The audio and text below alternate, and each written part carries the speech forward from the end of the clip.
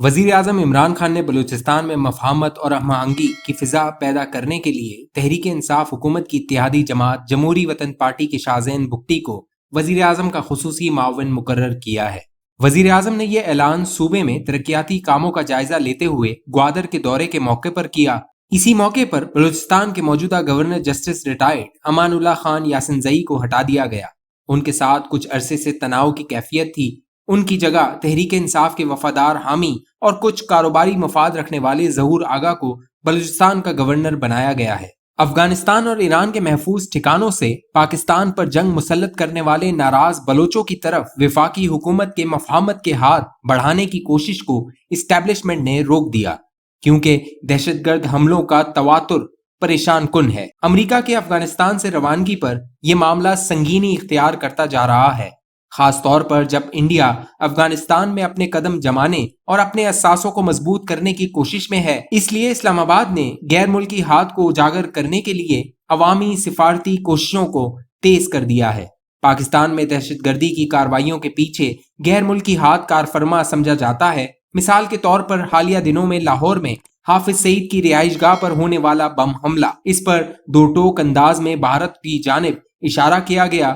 یہ بھی الزام لگایا جاتا ہے کہ بلوچ علیحدگی پسندوں کو بھارت فنڈز اور ٹریننگ فراہم کر رہا ہے۔ ان حالات میں ہمیں حکومت کی ناراض بلوچ قوتوں کو واپس قومی دائرے میں لانے کی کوشش کو مسترد نہیں کرنا چاہیے۔ یہ تجربہ ہم پہلے بھی کر چکے ہیں۔ 1947 میں آزادی کے کچھ دیر بعد خان آف کلات احمد یار نے پاکستان کے ساتھ الحاق کرنے سے انکار کر دیا۔ اس کی مذمت کو خاطر میں نہ لاتے ہوئے بلوچستان کو مختلف وعدوں کے ساتھ قومی دائرے میں شامل کر دیا گیا، لیکن وہ وعدے پورے نہ کیے گئے۔ 1950 میں 1 یونٹ کے خلاف بلوچ قبائل کی مخالفت کی صورت میں بھی یہی کیا گیا۔ نوروز خان کی بغاوت کو معافی اور وعدوں کے درمیان دبا دیا گیا، مگر اس کے بیٹوں کو قتل کر دیا گیا اور چند سال بعد وہ خود بھی جیل میں دوران قید انتقال کر گیا۔ 1973 میں جمہوری طور پر منتخب نیشنل عوامی پارٹی کی حکومت کو اسلام آباد نے تحلیل کر دیا۔ اس پر مری قبیلے کے علاقوں میں بغاوت پھوٹ پڑی، قبائلی عمائدین کو گرفتار کر لیا گیا اور نیشنل عوامی پارٹی پر پابندی لگا دی گئی۔ تاہم جنرل ضیاء نے جولائی 1977 میں اقتدار سنبھالتے ہی حیدرآباد جیل میں قید غداروں اور باغیوں کو آزاد کر دیا اور 1 جنوری 1978 سے انہیں عام معافی دے دی گئی، لیکن اس بار بھی امداد اور ریاستی اداروں میں شمولیت کے وعدے پورے نہ کیے گئے۔ ان بار بار پورے نہ ہونے والے وعدوں نے بلوچستان کے شہروں میں ابھرتی ہوئی مڈل کلاس کے اندر شدت پسندی اباری ہے۔ انہیں بلوچ قوم پرست جماعتوں میں شامل ہونے کی راہ دکھائی ہے۔ ہماری ریاست ابھی تک انہیں صوبائی سطح پر اختیار دینے کے لیے ان پر اعتماد نہیں کرتی۔ ایک اور بغاوت کے خطرے کے پیش نظر جنرل پرویز مشرف نے 2006 میں نواب اکبر بھٹی کے قتل کا حکم دیا، جو ریاست میں اعلیٰ سطح کی اہم شخصیت تھے اور اب قابو سے باہر ہو چکے تھے۔ اس کے نتیجے میں بگٹی قبیلے نے بغاوت کر دی اور ناراض مری سرداروں سے اتحاد کر لیا۔ اس کے نتیجے میں افغانستان سے دہشت گردی ملک میں داخل ہوئی، جس کی پشت پناہی افغان اور بھارتی خفیہ ایجنسیاں کر رہی تھیں۔ یہ ان کی طرف سے پاکستان کے طالبان اور کشمیری جہاد کی امداد کا جواب تھا۔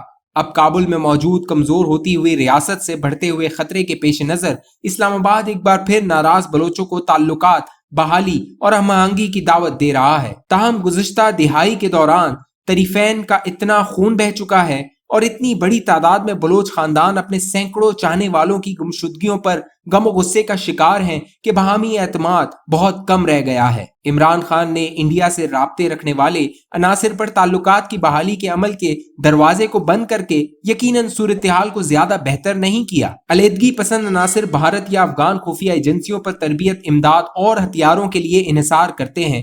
اگر یاد کیا جائے تو تقریباً 1 دہائی قبل ہرب یار مری نے، جو بلوچ علیحدگی پسندوں کا ایک رہنما تھا اور برطانیہ میں از خود جلا وطن تھا، عوامی سطح پر تسلیم کیا تھا کہ وہ آزاد بلوچستان کے لیے بھارت، امریکہ یا حتیٰ کہ شیطان سے بھی اتحاد کر لے گا۔ اس طور پر سوچ اور عمل کی امید کی جانی چاہیے۔ تاریخ میں ہر مرحلے پر آزادی اور علیحدگی پسند تحریکوں نے ہمسائے ممالک میں بنیادیں قائم کی ہیں اور غیر ملکی حکومتوں سے امداد لی ہے۔ خود پاکستان نے 30 سال سے جموں کشمیر میں اور 2 دہائیوں سے افغان طالبان کو ایسی مدد فراہم کی ہے، چنانچہ یہ حالات ایسی پیشکش کو غیر مؤثر بناتے ہیں۔ تو پھر یہ کیوں پیشکش کی گئی؟ شاہزین بگٹی نے تحریک انصاف سے ناراضی کا مسلسل اظہار کیا ہے، حتیٰ کہ وہ اختر مینگل کی طرح اس اتحاد سے نکل جانے کے قریب تھا۔ ایسے حالات میں یہ ایک بہترین حکمت عملی ہے کہ بگٹی قبیلے جس کے عمائدین بغاوت کی طرف مائل ہیں، اس کے ایک سردار کو وزیر اعظم کا معاون خصوصی بنا دیا جائے اور طالبان کی کابل میں حکومت سنبھالنے سے قبل بلوچستان میں شدت پسند عناصر کو معافی دے کر شدت پسندی سے روک دیا جائے۔ بعد میں طالبان کو بھی اس بات پر مائل کیا جا سکتا ہے کہ وہ ایسے عناصر کی امداد چھوڑ دے۔ تعلقات کی بہتری کو بھارت سے رابطے ختم کرنے کے ساتھ جوڑ کر اسلام آباد انہیں ہتھیار ڈالنے اور قومی دائرے میں شامل ہونے کی دعوت دے رہا ہے۔ کیا یہ کام کرے گا؟ افغانستان میں موجود پاکستان مخالف قوتیں تحریک طالبان پاکستان، بلوچ علیحدگی پسند اور القاعدہ وغیرہ ختم نہیں ہونے جا رہے۔ یہ سب اس بات پر منحصر ہے کہ امریکہ کی قیادت اور عالمی برادری کی پشت پناہی میں چلنے والی اشرف غنی حکومت کتنی دیر چلے گی اور طالبان کو پورے افغانستان پر کنٹرول قائم کرنے میں کتنا عرصہ لگے گا۔ اس کے بعد بھی طالبان یقیناً اس اہم دور میں پاکستان کے اپنے حمایت یا مخالف میں کردار کو مد نظر رکھ کر فیصلہ کریں گے کہ ان گروہوں سے کیا سلوک کیا جائے۔ اس کا دار و مدار طالبان کے اقتدار سنبھالنے کے بعد ان کی مقامی اور بین الاقوامی پالیسیوں پر بھی ہوگا۔ مختصر یہ کہ عمران خان کی شاذین بگٹی کے ذریعے ہم آہنگی اور تعلقات میں بہتری کی دعوت فی الحال غیر مؤثر ہے۔